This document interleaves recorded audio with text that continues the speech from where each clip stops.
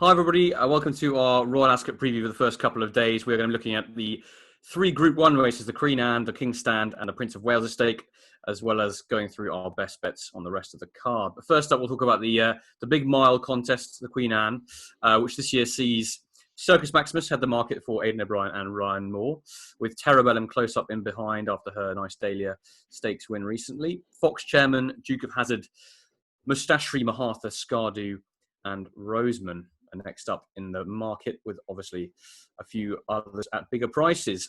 Templegate, I'll come to you first. What are your take on this race? Do you think it's as strong a race as it usually is?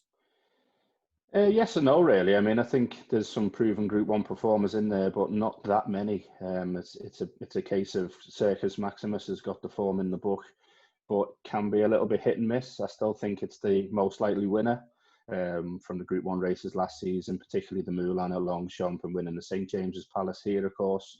But there's some quite interesting rivals. I mean, Terrabellum, you mentioned, very impressive last time, but interesting to see John Gosden dropping that one back in distance. See how that one gets on, and you've got the likes of Duke of Hazard in there at a fair price as well. Yeah. So I mean, it's one of those. It's a good race. I do, and I'm going to tip up Circus Maximus, but it wouldn't be a shock if one of the others came out on top. Good stuff, Jack. Would you agree with that, or something else take your eye? It'll be very interesting. I think they're going to go a good pace here because there's quite a few who are dropping back in trip, and they won't want it to become a dawdle. And you've also got the likes of Marie's Diamond in there, who's definitely going to go forward. Mustashri's led before. Terrabellum has led before. Circus Maximus has led before. So, I mean, they should go a good gallop.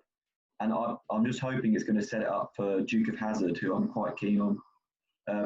He had an infected hoof in the first part of last year, which they discovered after his run at Haydock. And he just improved no end. Once they got that sorted out, he rattled off a hat-trick in some good races. I know he's going to have to improve, but as long as the ground's on the quick side and they go a good gallop, he's a strong traveller, and I can see him sweeping through late and maybe picking up the pieces. He hasn't won at Royal Ascot, but he's run well there in a Jersey and in a Cheshire when he was a young horse. So I'm quite keen on him, and he's about 10-1, so you can have an each-way stab at Duke of Hazard, I think. Excellent stuff. Yeah, I agree with. I think he's really unexposed still. I think he's going to come on again this year, actually, over a mile. I think he's got a big chance too. But I'm quite intrigued by the chances of Fox Chairman. He's only had a handful of starts, and he got absolutely no run in the Hampton Court last year. He was very unlucky behind Sangarius. Whether or not he would have beaten him, because he was very impressive winner, is up for debate. But it was still a big run. And then he lost his shoe, but still won what used to be the Steventon Stakes listed contest after that. Andrew Balding's horses are flying, and I don't expect to be any problems in terms of fitness or anything like that. So I'm hoping to see a big run from Fox Chairman in this. I think Circus Maximus definitely got the form in the book, as you said, Steve, is definitely the one to beat. And Terrabellum, I think, has got to improve a bit more.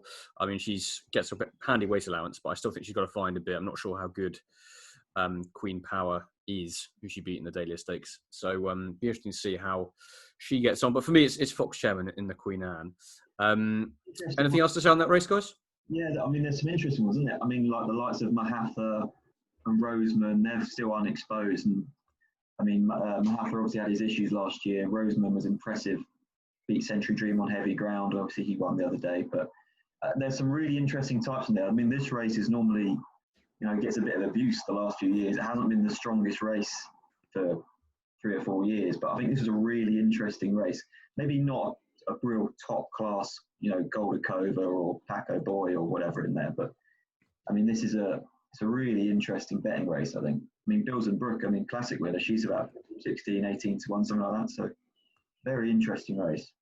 Yeah, absolutely. And I think Scardu is another interesting one if he comes on as a 4-year-old, because I thought he was quite a nice looking 3-year-old at the beginning of last season, although he didn't quite capture his early promise later on. But he did get sent off favourite behind Duke of Hazard in the Celebration Mile. Didn't do enough that day, but they obviously still think he's worth pursuing with, and he could be he could have a decent each way chance at around 14-1. Templegate, anything else to add on that, or should we move on? No, we can move on. As I say, I'd Circus Maximus for me, but I will be having a saver on Duke of Hazard as well. Great stuff. Okay, on to the Kingston Stakes, which is later on Tuesday. Sorry to interrupt. Sorry, mate. Brief shout out to Accidental Agent, who won this a couple of years ago. This is his first run since having the cruelest cut of all. So They go hard and may well come through and pick up a place at like 66. Just a That'd very be great to see. It would be great to see. King's Stand now. Obviously, the dash over 5 furlongs, where once again Batash, who has been seemed to be in favourite for this race for the last 20 years, is favourite once again. Glass Slippers up against him, very impressive winner of the Prix de l'Abbé at the end of last season. Liberty Beach, Equilateral, and then it's whatever price you like for the others, really. Tis Marvellous, Well Done Fox around the 28, 33 to 1 marks. Batash, it's all about Batash in this, Jack. Do you think this is the year that he can make Ascot his home? well, it would be very, very disappointing if he can't.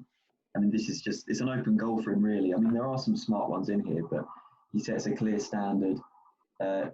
He's proven a lot more tractable the last season. I mean, he doesn't have to blast off like he used to do. So he may well lead, or if something goes on, he can take a lead, which is obviously great because, I mean, in the past, he was so one-dimensional. But it will be very disappointing. He's miles clear on ratings. He goes well fresh. He's got plenty in his favour. He's not my kind of price. I'll probably be having a couple of quid each way on something like Tis Marvellous at a big price, given his brilliant form at the course. I know he's going to have to improve, but he could come through and pick up a place. But it's Batash's to lose, really. Templegate, would you agree with that? I agree it's Batash's to lose, but I mean, at 4 to 6 or whatever, I would not be going anywhere near him. I just think his quirks, his 3 defeats at Ascot, okay, there's no blue point in the race this year that's beaten him the past couple of years, but he's just one of those horses. He'll either win this by half the track or won't. And we saw in the L'Abbé, he didn't. I know he wasn't drawn very well in the L'Abbé and all the rest of it, but he didn't fancy it that day. I know it's been said the lack of a crowd and everything will help him because he gets a bit buzzed up and all the rest of it. But I just think at the prices, I think Glass Slippers, although I've noticed that's getting back now. It was around 5s yesterday. I think it's shortened a bit since then. Won the L'Abbé superbly. The trip's fine. I mean, possibly might want a little bit of ease in it, but we don't know yet. Hasn't had that much racing, and I think Glass Slippers at the prices should run well.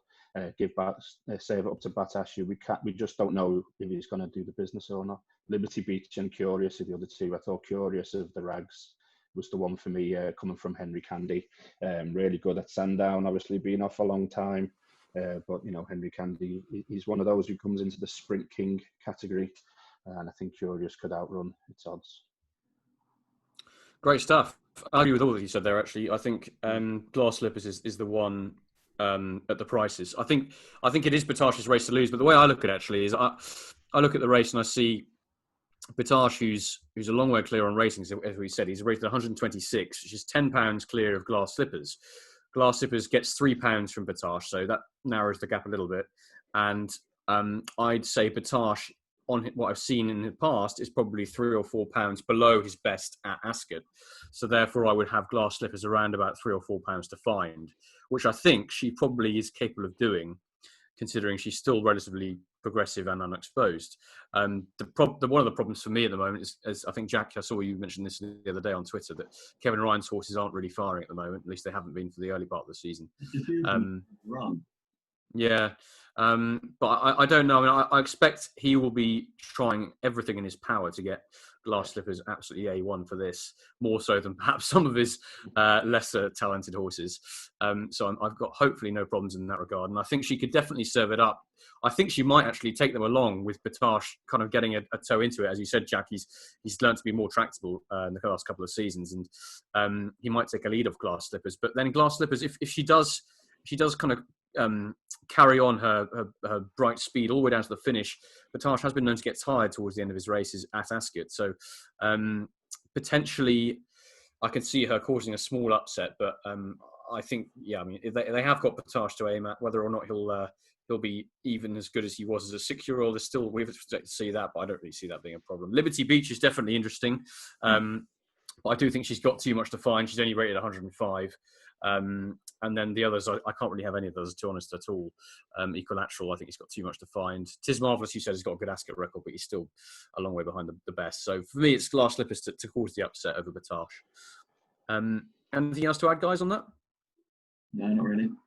Cool. Right on to Wednesday, and it is the Prince of Wales's Stakes, which I have to say, in my opinion, is a pretty exciting field this year. There's a lot of Group 1 winners in there. You've got Japan, who won the Juddmonte last year. Headman in there for Roger Charlton. Barney Roy, who was last seen winning in Meydan. Adabe, who's obviously been in Australia doing some great stuff over there. And then the Gosden pair of Medaille and Lord North. And then Andrew Balding's Bangkok at the rag of the field. Templegate, what do you reckon on this race? Do you think Japan's a pretty solid favourite here?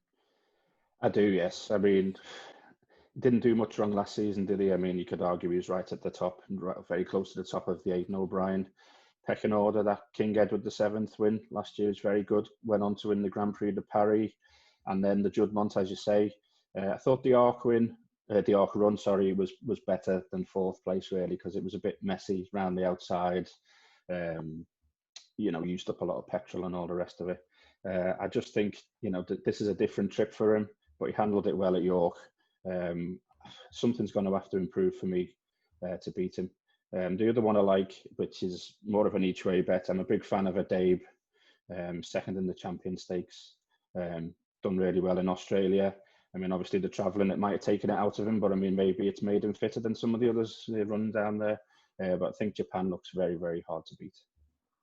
Great stuff. What about you, Jack? What's your take on the race? In general, I concur with that. I think Japan's going to be hard to beat.